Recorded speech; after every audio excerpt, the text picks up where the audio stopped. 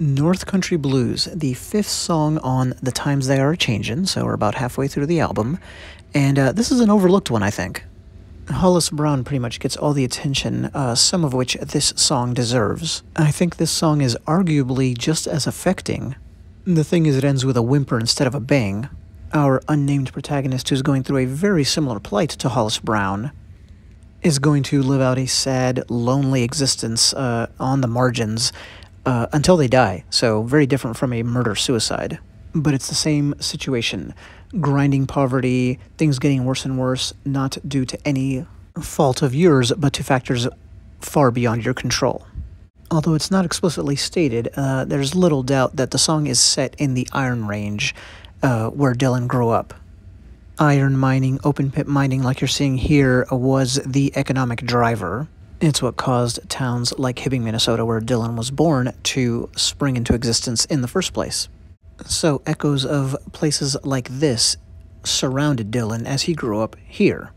This is a picture of Hibbing from the time of Dylan's birth, roughly. And even at that later time, he definitely would have known what it looked like to see men who came back from working in places like this. The song itself is kind of fascinating, I think.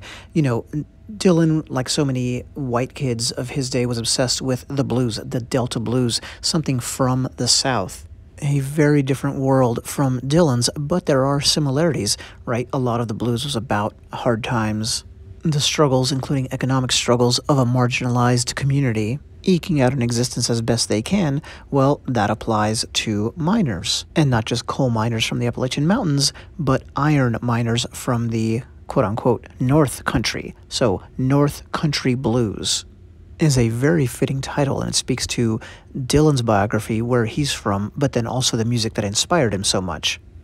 Musically, the song is not what you would think of as a blues, even though the word blues is in the title, but our protagonist is absolutely, they've got the blues. So even the fact that it's more of what we would call an American roots ballad musically, that juxtaposition again makes sense as part of the confluence of things that this song is.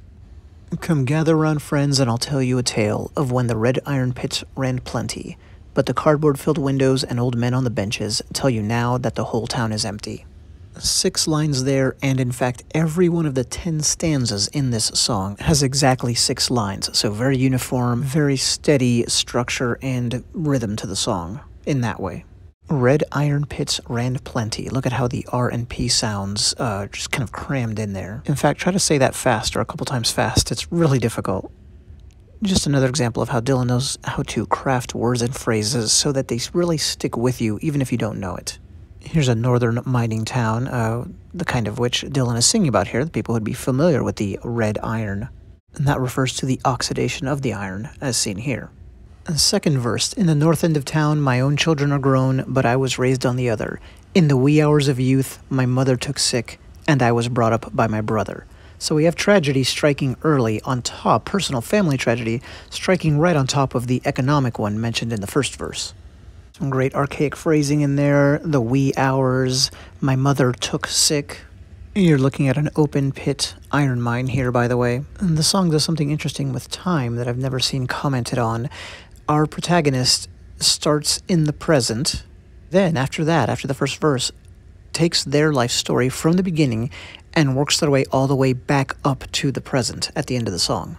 And it's not just that, but the concept of time is actually central to this song, but it's very easy to miss that. Anyway, third stanza, the iron ore poured as the years passed the door. So what a great couplet there, right? The iron ore poured as the years passed the door. The draglines and the shovels they was a-hummin', till one day my brother failed to come home, the same as my father before him. So we have a second family tragedy coming up on top of the last one. So you can see that passage of time aspect in the second line there. And overall, though, in this stanza, the monotonous work of the mining town continues despite the tragedies that people go through. A classic Dylan technique in that first couplet, by the way, the or sound, ored, door, pour, 3 times in the first 2 lines. Look what happens in the very next stanza. Well, a long winter's wait from the window I watched. So 5 times the W sound appears in just that opening couplet. A good technique, it seems Dylan feels, to start off a stanza. The opening line about the long winter's wait, long winter again. Time is just slowly but inexorably moving in this song. My friends, they couldn't have been kinder, and my schooling was cut as I quit in the spring to marry John Thomas, a miner. Well, of course this person married a miner. Mining is all there is in this town. And the first big surprise of the song comes in because now we know our protagonist is a woman. You know, this song is very traditional in some ways, right? It's about this mining town. It starts, come gather around friends and I'll tell you a tale. Nothing led us to believe that it was going to be a female protagonist. Well, we get the sense that this marriage might not have been, this person's dream come true, right? Got dropped out of school, got pulled out of school, I should say. Been orphaned, old enough to get married now, and basically just gets married off. Dylan's singing, by the way, I think emphasizes this point. He really sings it as a downer when he says to marry John Thompson, a miner. There's not a hint of joy in there. By the way, Dylan's singing is fantastic on this song. Obviously, it's not a conventional voice like we've talked about before, but it suits the material so well here. And he was just a baby at the time. Look at this picture here. This is him actually singing this song. I'll put a link in the video description so you can watch the performance and you can see people's reactions, especially at the end. One thing Dylan was noted for early in his career was how world-weary and old his voice could sound. And he could emote, inhabit the character and emote very well like he does in this one. I think this vocal performance is really overlooked in his catalog. Anyway, I'll just read the next stanza and not show it. Oh, the years passed again, and the given was good, with the lunch bucket filled every season. What with 3 babies born, the work was cut down to half a day's shift with no reason. So just when things are starting to look up, her husband's work is cut in half. And that's now that they have 3 mouths to feed. One thing that's been noticed about this song, it's true, there's bad news in every single one of the 10 verses.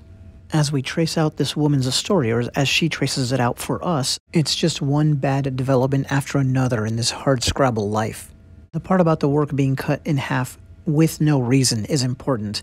One of the themes in the song is, the economic helplessness of people like this. Their fates are decided by factors far beyond their control. And part of that is the boom and bust cycle that is kind of, the underlying dynamic of American history. So that's at the macrocosm level, but at the microcosm, it's also the defining dynamic for boom towns, mining towns, the kinds of one-time communities whose ruins Dylan grew up around. I'm sure you could drive real close to Hibbing or Duluth and find ghost towns. Next stanza really continues the theme of this part of the song. Then the shaft was soon shut, and more work was cut. And the fire in the air it felt frozen, till a man come to speak, and he said in 1 week that number 11 was closin'. So they're announcing the closing of one of the mines. Well, this time they're at least given a reason. They complained in the east, they are paying too high. They say that your ore ain't worth diggin'. That it's much cheaper down in the South American towns, where the miners work almost for nothin'. National and even global economics come into play here, and it touches on what I said earlier about how factors far beyond these people's control deeply affect their lives and livelihoods. They're really just getting buffeted around by these economic winds that they can have no influence on. There's a lot of great stuff just in these few lines here. Notice how the first 3 lines start with they. They complained. They are paying too high. They say. So emphasizing that it's decision makers outside of this community who can devastate or even end a town like this as they solely think about their profits. Notice the phrase your ore. It's theirs.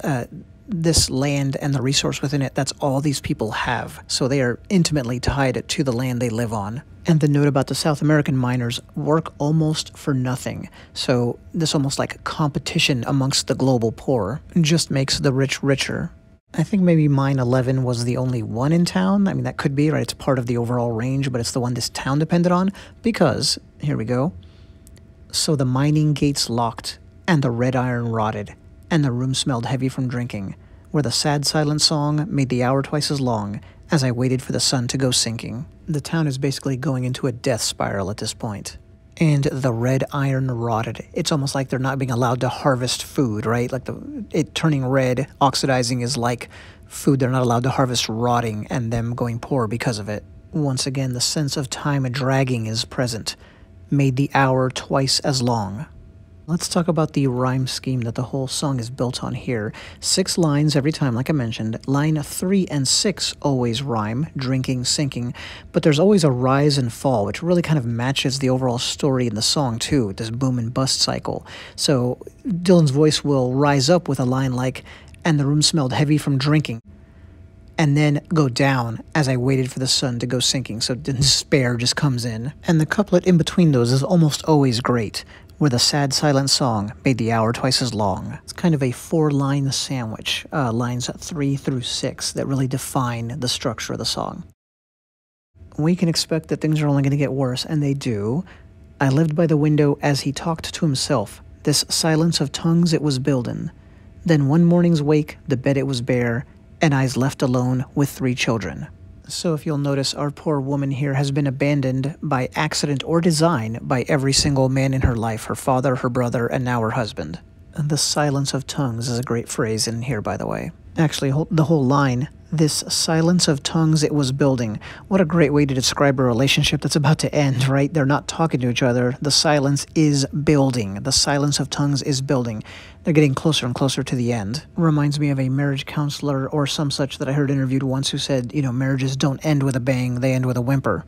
And I had no idea that I was going to have a second occasion to use that phrase in this review. And it really is remarkable how this baby-faced Dylan, this baby-faced middle-class Dylan, can craft this song and inhabit the character. That is absolutely one of the reasons he became who he became, and something that people definitely skip over and talk about the wordplay, which I do too, the power of his protest songs, etc. But I think this is such a part of his success and such a part of his unique genius. Reminds me of how the great Sam Cooke heard Blowin' in the Wind, Dylan's breakthrough song, and said, "A black man should have written this."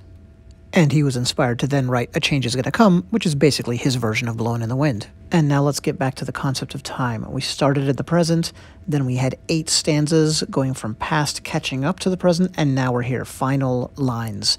The summer is gone, the ground's turning cold, the stores one by one they're a-foldin'. My children will go as soon as they grow, well there ain't nothing here now to hold 'em. As if everything we've seen before wasn't bad enough, the theme of abandonment then continues because this woman foresees that her children will leave her in this dead-end town. The line about the stores folding should remind you of the cardboard in the windows in the very first stanza, so we're going full circle. It's very much purposeful, I would think, on Dylan's part. It reinforces that circular journey through time that the song is built around. It's that trick of his of subtly hinting that the end of the song is here, and it touches one final time on the economic motif of the song. I hope this video helps you appreciate the song a little bit more. It's overshadowed, like I mentioned at the start, but it's a really hard-hitting song when you pay attention. And again, like we said, it highlights Dylan's ability to inhabit a character, touches on several interesting concepts that always stay relevant, right? Economics affecting the little guy, or in this case, little woman. Gender equality and sexism to a certain extent. How communities dependent on one industry or product can be devastated in the wink of an eye. How the poor often have to take on work that is both low-paying and dangerous. And that'll do it for this one. Thanks for watching.